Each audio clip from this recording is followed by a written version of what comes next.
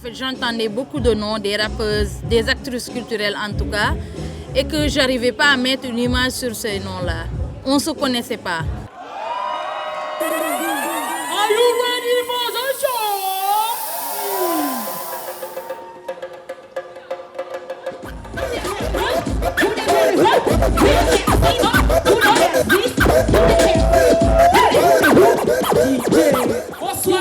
Bonsoir, c'est Sèvres.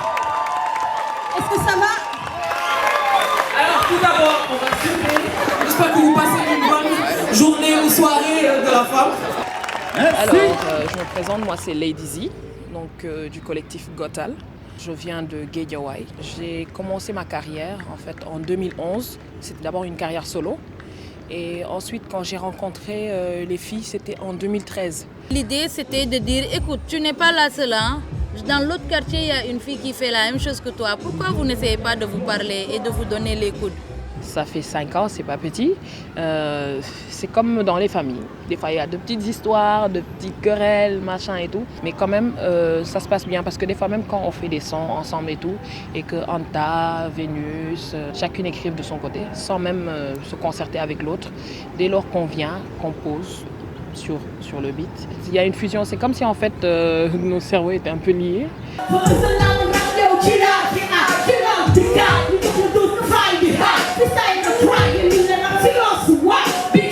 On a commencé petit à petit, on a eu à faire beaucoup de prestations, des émissions à la télé, à la radio, des concours, on est passé à Oscar des vacances, on a fait pas mal de choses, donc on a été suivis quand même, je peux dire. Je travaille pour une association qui s'appelle Africulture urbaine, qui a 13 ans d'existence et qui est spéciale hip-hop et culture urbaine. Maintenant, c'est plein de projets dans l'association. Moi, mon projet, c'est Urban Woman Week. Parce qu'à un moment donné, à mes débuts à l'association, j'étais la seule femme dans le bureau parmi une dizaine de personnes. Aujourd'hui, on est là pour Urban Woman Week, pour donner l'opportunité à nos artistes de performer, mais aussi d'avoir un temps de scène qu'on n'a pas pendant toute l'année.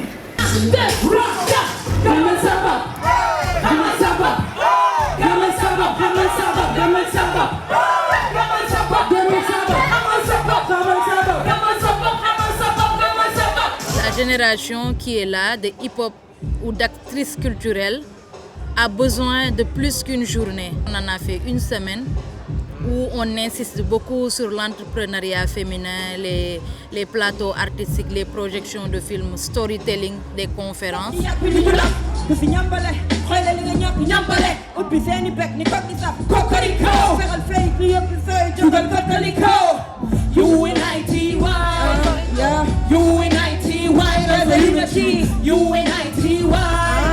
I love a black man for me. Love a black man for me. UNITY. I love a black man for me. Love a black man for me. UNITY. UNITY.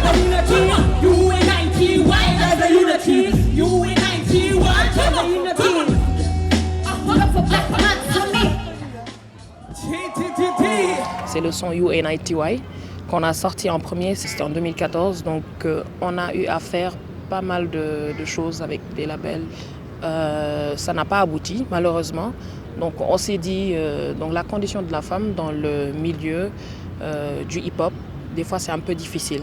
Quand tu vois une femme sur scène, c'est parce qu'elle a prouvé ça, elle a travaillé pour accéder à ce niveau. Elle n'a pas caïmondé, elle n'a pas utilisé la voix facile, mais elle s'est battue pour arriver à ce niveau-là. On subit des chantages, c'est des promesses qui ne sont pas tenues, parce que peut-être la seule raison, on se demande pourquoi.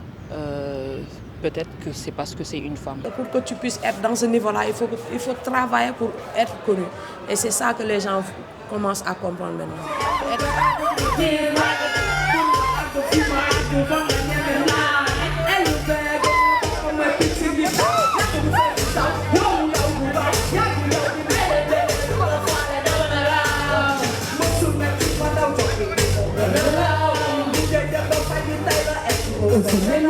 On parle beaucoup de politique.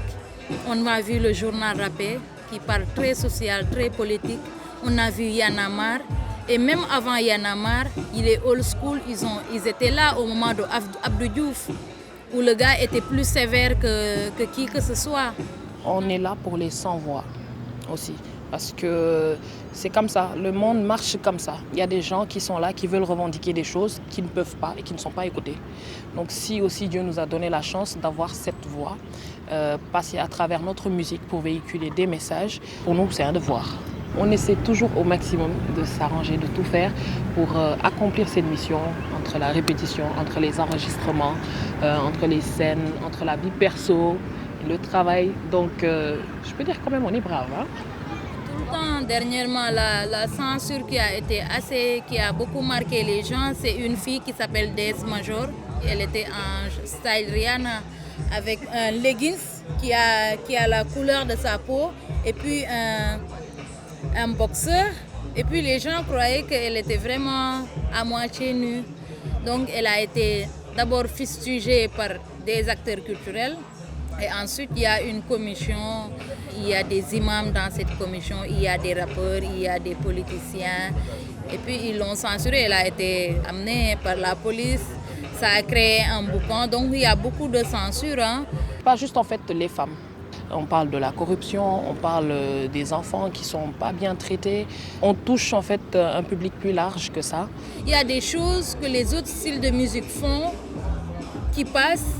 Mais que si un hip-hopper fait une telle chose ou le dit de la même façon, il est censuré. Ouais, c'est spontané, c'est un engagement, mais on ne se lamente pas, quoi. Il y a des choses, on l'exige. Ne pas se dire qu'on est femme, on est faible. Non, on est femme, mais on est fort. On peut endosser beaucoup de choses et on peut gérer beaucoup de choses. Je ne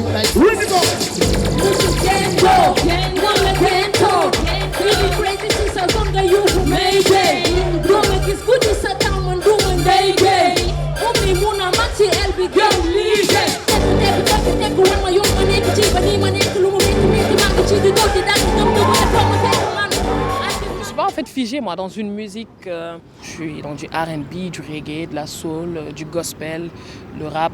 Le rap, c'est surtout venu quand j'ai commencé à m'accompagner avec les filles. On fait beaucoup de samples d'Orchestra Baobab, de Youssou N'Dour, de Omar Pène. On voit beaucoup de beatmakers faire des samples de Baaba Maal. Exactement, c'est des influences. On y met nos touches, ce qui vient de nous. On parle par exemple anglais, il y a le Wolof, il y a d'autres gens qui sont à l'extérieur qui peuvent comprendre ce qu'on dit. D'autres qui sont ici, qui peuvent comprendre le Wolof par exemple, ils se limiteront à ça, mais par rapport à la musique, par rapport à l'habillement, par rapport à notre peau, la couleur de notre peau, etc. et tout, on sait quand même que ces personnes sont des Sénégalaises, c'est des Africaines. Notre identité, elle ne change pas.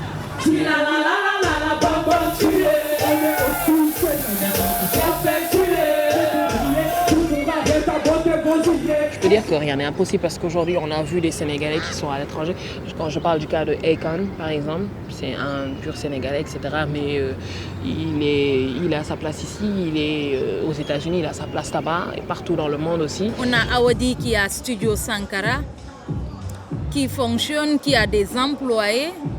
On a Africulture Urban qui est la première association qui a 13 ans de hip-hop et qui fonctionne qu'avec des projets